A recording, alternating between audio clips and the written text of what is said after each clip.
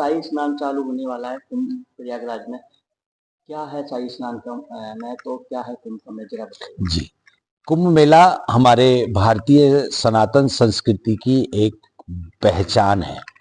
वहां पर हमारी जितने भी दिव्य संत महापुरुष हैं जो हिमालयों में साधना करते हैं, तप करते हैं, 5 ज्ञानेंद्री, 5 कर्मेंद्री, मन और बुद्धि को एकाग्रता में लाकर के तप ग्रहण करके और तपस्या को जागृत करके और तप के द्वारा जो शक्तियां ग्रहण करते हैं, उन शक्तियों को लेकर के जब वो गंगा स्नान करने आते हैं तो समाज के लोगों को, सनातन धर्म प्रेमियों को अपनी शक्तियों के द्वारा उनकी समस्याओं का समाधान करते हैं और उनको आशीर्वाद प्रदान करते हैं। तो कुंभ मेला में दृश्य में और अदृश्य में दोनों शक्तियां आती हैं। बहुत सारी दृश्य शक्तियां दिखाई देती हैं, बहुत सारी अदृश्य शक्तियां दिखाई देती हैं। तो वहां पर जब वो स्नान करते हैं तो गंगा तो पूर्ण रूप से पवित्र है। उस जल के अंदर जब उनके शरीर में लगी हुई भस्म जो उनका तप है, वो तप चरणों में जो विराजमान है, वो जब गंगा में प्रवाहित होता है, गंगा में मिलता है, तो गंगा जल के अंदर तप आ जाता है। और वो तप जो भी स्नान करता है, उस तप का माध्यम ऐसा होता है, उस तप की विशेषता ऐसी होती है कि वो उस व्यक्ति को कायक वाचक मानसिक पापों से दूर कर देता है। तो विशेषकर कुंभ स्नान पापों से मुक्ति का केंद्र है। विशेषकर कुंभ स्नान, कुंभ का मेला पापों से दूर करने का माध्यम है, व्यक्ति की प्रवृत्ति को शुद्ध करने का माध्यम है, व्यक्ति को सनातन धर्म के संस्कारों से जोड़ने का माध्यम है, व्यक्ति को सनातन धर्म के संस्कारों का पालन करने का माध्यम है। कुंभ मेला सिखाता है कि माता पिताओं को स्नान कराने से क्या लाभ होता है। कुंभ मेला सिखाता है कुटुंब के साथ स्नान करने का क्या लाभ होता है। कुंभ मेला शांति का प्रतीक है, कुंभ मेला समन्वय का प्रतीक है, कुंभ मेला एकाग्रता का प्रतीक है और कुंभ मेला आध्यात्मिकता का प्रतीक है। जो व्यक्ति कुंभ में जाता है, नागा सन्यासियों का जब वो दर्शन करता है तो उसके अंतःकरण में पवित्रता आती है, उसका मन शुद्ध होता है, उसका मन पवित्र होता है और उसकी बुद्धि विवेकशील होती है। उसको हमारे वेदों का ज्ञान होता है, हमारे पुराणों का ज्ञान होता है, हमारे शास्त्रों का ज्ञान होता है, हमारे ग्रंथों का ज्ञान होता है। और जब वो सबसे मिलता है और उनके दर्शन करता है तो उसके अंतःकरण में पवित्रता आती है। ये पवित्रता को ग्रहण करने का साधन है कुंभ मेला। कितने साल बाद कुंभ आता है और उसमें क्या स्नान करने से लोगों की प्राप्त लाभ? जी, 12 वर्ष के बाद एक स्थान में कुंभ आता है। 4 स्थानों में कुंभ लगता है। नासिक में कुंभ लगता है, हरिद्वार में कुंभ लगता है, महाकाल उज्जैन में कुंभ लगता है और तीर्थों के राजा प्रयागराज में कुंभ लगता है।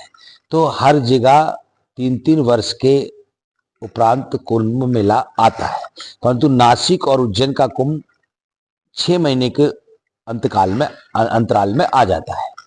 तो कुंभ मेला चारों जगह लगता है क्योंकि जिस समय समुद्र मंथन हुआ, अमृत निकला, उस अमृत की बूंद 4 जगह गिरी और चारों जगह जिस समय वो नक्षत्र आता है, सूर्य भगवान मकर में आते हैं, उस समय वही नक्षत्र बनते हुए अमृत वर्षा करता है। उस अमृत वर्षा में स्नान करने के लिए देश के सभी संत महापुरुष, हिमालय से सभी संत महापुरुष और सभी धर्मात्मा वहां पर आकर के स्नान करते हैं। विशेषकर जो आपने पूछा इसका लाभ क्या है, तो 5 प्रकार से इस सृष्टि में आत्माएं विचरण करती हैं। सबसे पहले धर्मात्मा, धर्मात्माओं से जुड़ते हैं महात्मा और महात्माओं से जुड़ते हैं धर्मात्मा। ये 2 आत्मा ऐसी हैं जो प्रैक्टिकल रूप में, प्रत्यक्ष रूप में समाज की सेवा करती हैं, धर्मात्मा और महात्मा। महात्माओं के माध्यम से अनुसरण होता है परमात्मा का। तो एक हो गए धर्मात्मा, एक हो गए महात्मा, एक हो गई परमात्मा। परमात्मा आपको शक्ति प्रदान करते हैं, परमात्मा आपके अंतःकरण में शुद्धि प्रदान करते हैं। तो ये 3 आत्माओं का केंद्र है, इन 3 आत्माओं का संगम है कुंभ मेला। और यहाँ पर 2 आत्माएं और भी विराजमान रहती हैं, प्रेत आत्मा और भूत आत्मा। इन 5 आत्माओं का मिलन है कुंभ मेला। यहाँ पर जो व्यक्ति जिस प्रवृत्ति का होता है उसको उसी प्रवृत्ति के लोग मिलते हैं, उसी प्रवृत्ति का उसके हृदय में अनुसरण होता है। कुंभ मेला सिखाता है कि हम लोग सब समन्वय के साथ जिएं और शांति का संदेश देता है कुंभ मेला। और कुंभ मेला में सब एकजुट होकर के गंगा स्नान करते हैं। जय श्री राम। एक प्रयागराज में संगम है, गंगा यमुना सरस्वती का वहां मिलन हुआ है, तो स्नान का एक अलग महत्व बनता है, इसके बारे में जी देखिए, बिल्कुल ठीक बात आपने बोली। मैंने बोला अभी कायक वाचक मानसिक, वाणी जो है वो सरस्वती का संकेत है। तो जब हम सरस्वती में स्नान करते हैं तो हमारी वाणी शुद्ध हो जाती है। जब हम गंगा में स्नान करते हैं तो हमारा मन पवित्र हो जाता है। और जब हम जमुना जी में स्नान करते हैं तो हमारा तन पवित्र हो जाता है। तो कायक वाचक मानसिक इन तीनों पापों से हमको मुक्त करने का माध्यम बनता है प्रयागराज का कुंभ। और प्रयागराज में संगम है तीनों नदियों का।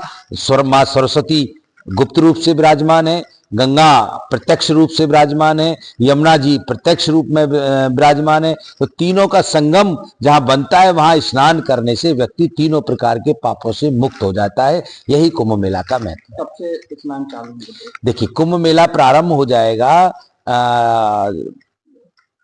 13 जनवरी से लेकर और 26 जनवरी तक। परंतु हम सन्यासियों का तो मेला प्रारंभ हो गया क्योंकि हमारी छावनी प्रवेश प्रारंभ हो गए हैं।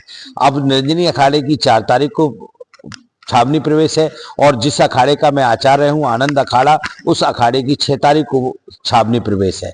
और पहला कुंभ मेला का जो राजसी स्नान है वो 14 जनवरी का है, मकर संक्रांति का। दूसरा राजसी स्नान कुंभ मेला का 29 जनवरी का है, मौनी अमावस्या का। और तीसरा राजसी स्नान 3 फरवरी का है, बसंत पंचमी का।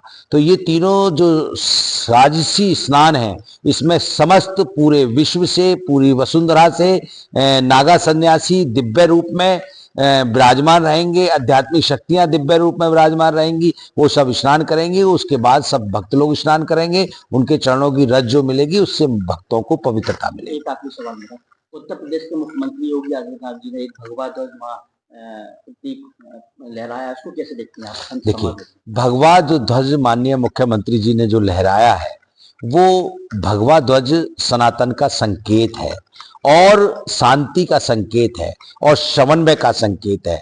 हमारे माननीय मुख्यमंत्री जी, उनकी दृष्टि में पूरे उत्तर प्रदेश की जनता समान है और वो सब एक दृष्टि से देखते हैं, किसी के साथ में भी कोई भेदभाव नहीं रखते हैं।